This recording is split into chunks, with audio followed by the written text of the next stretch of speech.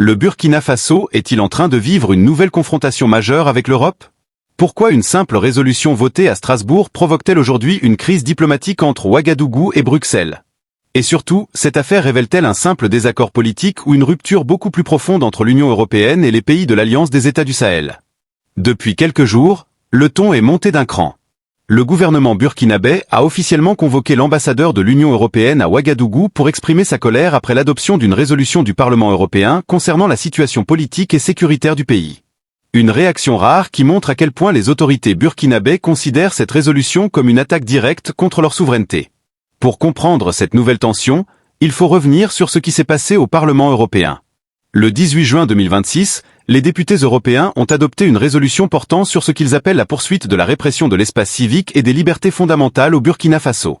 Le texte exprime des inquiétudes concernant la liberté de la presse, les activités des organisations de la société civile, ainsi que certaines allégations de violation des droits humains.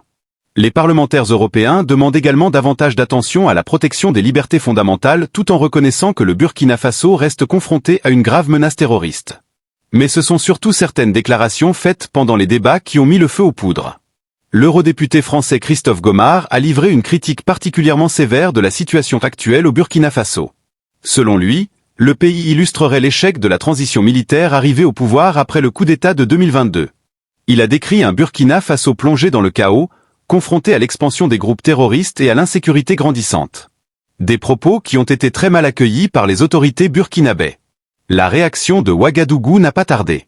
Le ministre des Affaires étrangères Karamoko Jean-Marie Traoré a convoqué l'ambassadeur européen Philippe Bronchin pour lui transmettre officiellement le profond mécontentement du gouvernement.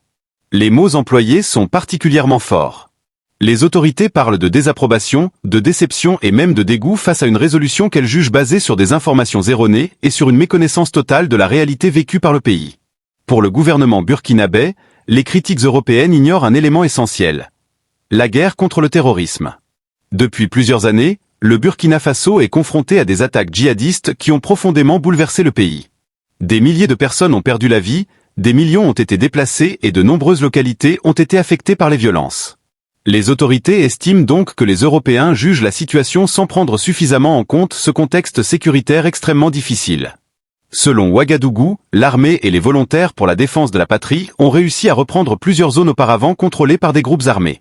Les autorités considèrent que leur priorité absolue reste la reconquête du territoire national et la protection des populations civiles.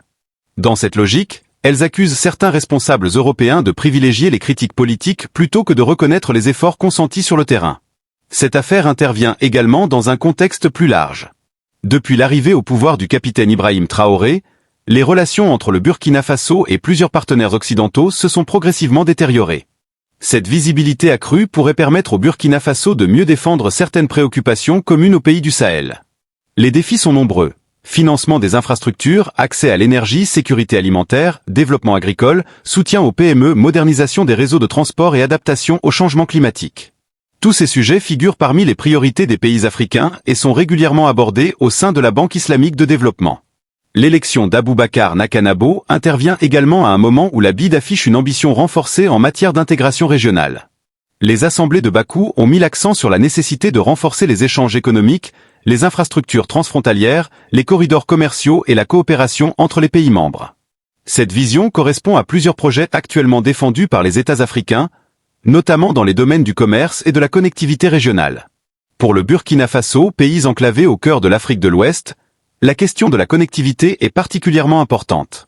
L'amélioration des routes, des chemins de fer, des réseaux énergétiques et des infrastructures numériques pourrait considérablement renforcer la compétitivité de l'économie nationale. Dans ce contexte, la présence d'un Burkinabé à la tête du Conseil des gouverneurs de la BID pourrait offrir une opportunité supplémentaire pour mettre en lumière les besoins spécifiques de la région sahélienne. Au-delà du Burkina Faso, cette élection est également perçue comme une bonne nouvelle pour l'Afrique.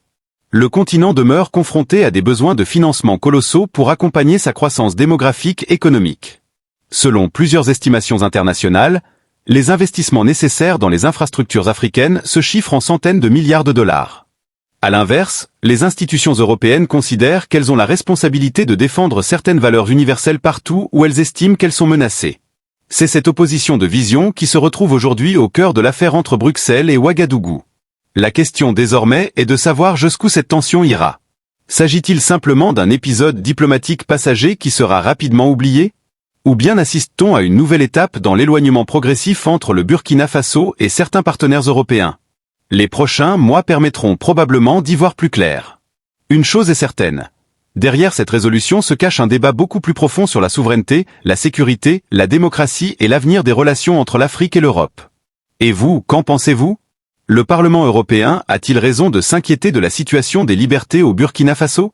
Ou estimez-vous que les autorités burkinabées ont raison de dénoncer une ingérence dans leurs affaires internes alors qu'elles sont engagées dans une guerre contre le terrorisme? Dites-moi votre avis dans les commentaires. Le débat est ouvert.